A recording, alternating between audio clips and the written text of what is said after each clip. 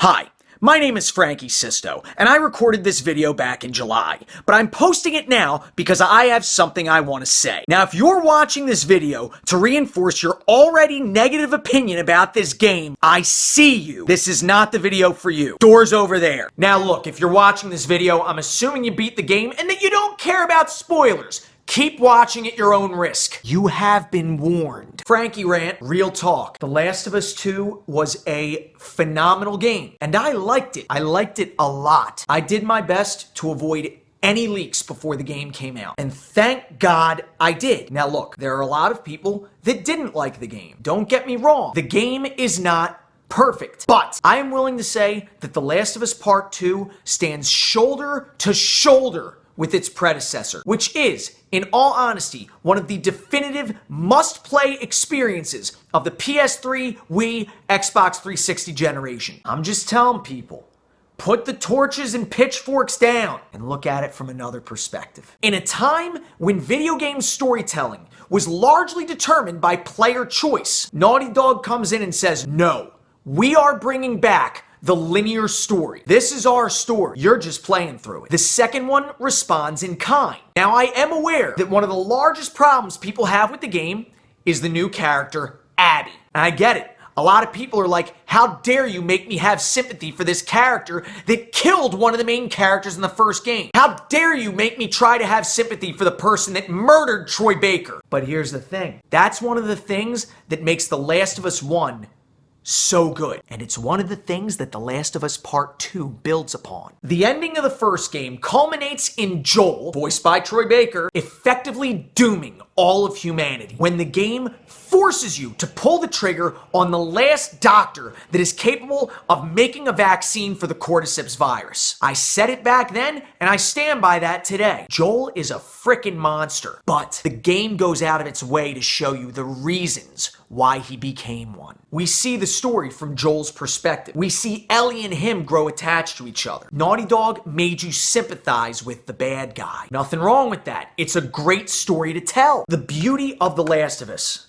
is that it makes you do things that you don't want to do. But those things you do make sense. Now look, some of the choices the characters make might not be logical, but humans aren't always logical. And that's the beauty of the characters. The characters are very human in their imperfections. Again, this is something The Last of Us Part 2 builds upon with the introduction of Abby. Abby is one of the Fireflies, the party that Joel effectively ends once and for all in the climax of the first game. The Fireflies were trying to save what was left of humanity, and they had the means to do it. Then along comes Joel. He whisks the miracle right out of their hands and effectively decapitates the organization, leaving the body to wither and die. Joel committed an atrocity, and he has to live with it. You get why he did it. One of the reasons why I was so terrified of a sequel of The Last of Us 2 is because I was afraid of the secret getting out. Because he lies to Ellie at the end of the first game. And the way they did it was so perfect. The storytelling is shoulder to shoulder with the first game and how you feel for these characters and their human reactions to the stimuli around them. You learn throughout the game that Ellie had a falling out with Joel once she learned of the truth of what happened in the hospital in Salt Lake City. She never quite gets the opportunity to reconcile with the man who saved her life. So upon his death, which really is the catalyst for all the action in the game, Ellie is driven on a grief-induced rampage of revenge. And the target of this revenge is Abby. So Ellie seems like she's getting close to Abby. It seems like she might finally be able to get her revenge. But Abby beats her to the punch. And then you realize you're only halfway through the game, and now you have to play it from Abby's perspective. What? You're going to switch perspectives halfway through the game and make me play the last 3 days again before you let me know what happens next. What? How dare you? But this is what makes the game so great. You see Abby. You learn about her. You figure out who she is. She's the daughter of the doctor you were forced to cap at the end of the first game. I didn't want to do that. But again, Naughty Dog said, no, this is our story. You're going to feel uncomfortable. But this is the story we are telling you. Sit down and play the game by learning about Abby and her origins, her friends, who her father is, her relationships with the people around her. Just like Joel in the first game, you see what makes Abby tick. At the beginning, you're left wondering why. Who are these people? Where did they come from? How did they find Joel? You find that out, well, at least as much of it as you need to find out. Abby and her crew are former Fireflies that found out where Joel is. They go with the specific purpose of ending the person that ruined everything. They do it and they spare Ellie and Joel's brother. And of course, Ellie and Tommy do the human thing, and that's go out and seek revenge. If it were you or me, Joel would be halfway to Seattle already. You fight Ellie in what really is a spectacular boss fight, in my opinion, and you beat up Ellie. And what does Abby do? She spares her for a second time. Then Ellie does a very human thing. She can't live with the fact that Abby beat her within an inch of her life and still spared her. So Ellie goes to find Abby to finish things off once and for all. But she can't do it. Is it logical? No! For the first half of the game, you are witness to Ellie becoming Joel, what he was before Ellie came along. I made her talk. Then you see the same character through the eyes of Abby. You witness her redemption through the introduction of Lev. Now, I heard there were some people complaining about the fact that Lev was a transgender character. In my opinion, I felt the character of Lev was handled brilliantly. It wasn't in your face. It was alluded to. You put two and two together. I thought it was brilliant storytelling and handled very tactfully. Naughty Dog is so good at what they do that they made you root for the villain. Abby was the aggrieved party. Abby was the good guy. And Naughty Dog made you feel uncomfortable because you were on the wrong side all along. It makes you think. Now look, I get the quibble that Abby's story is basically just a retread of The Last of Us 1, and that forcing you to start from scratch with a second character really throws off the pacing of the game. I get it. Abby's route doesn't seem as fleshed out as Ellie's was. I get that too. The game is not perfect. The game is not perfect, but the story does not suffer for it. Through Abby's perspective, it adds even more development to Joel because you see again how this child coming into their life affects them, redeems them, allows them to start over. Abby finds the Fireflies at the end of the game. The start screen after you beat the game, that's the Firefly base, dude. There's going to be a Last of Us Part 3. Abby spares Ellie, not once, but twice. And Ellie does the human thing of going out to complete her revenge because she's driven by her grief over Joel's death. Is it logical? No, it's not! But it's very human. The game makes you feel uncomfortable. That is the beauty of the character. And that is the beauty of Naughty Dog's storytelling. So Ellie goes out of her way, leaves everything behind, the family that she created, her dream of a farmhouse on the field, and she goes after Abby one more time. In doing this, it allows her to save Abby's life before trying to end it again. So I'm sitting there just like at the end of the first game. I'm mashing the square button. She's trying to drown this girl that spared her twice. And just like the first game, I'm sitting there, don't make me do this. Don't make me do this. And she stops. She stops. She returns the favor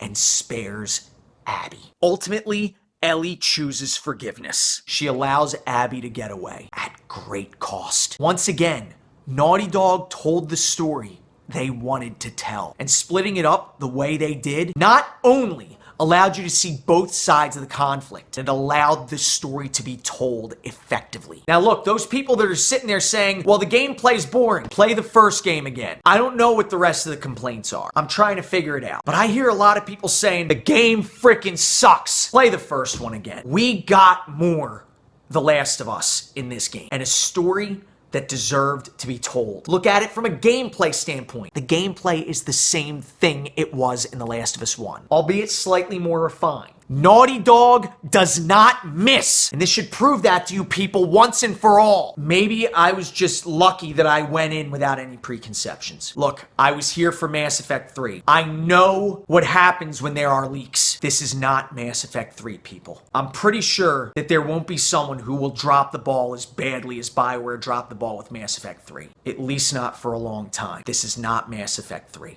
Look, anyone who disliked this game, I challenge you, go back and play the first one again, and then play the second one. If you didn't like the first one, you're not going to like the second one. And that's fine. But I don't know what you were expecting going into this. I get it. When someone delivers and raises the bar so high, eventually people are going to expect what's impossible. That is also very human. But take a step back. Examine the storytelling. Look at the story that Naughty Dog is trying to tell. And it might still not be done. Don't hate Abby. She's actually not a bad character. There's that story about the Naughty Dog devs that didn't like the direction the game was going. That's fine.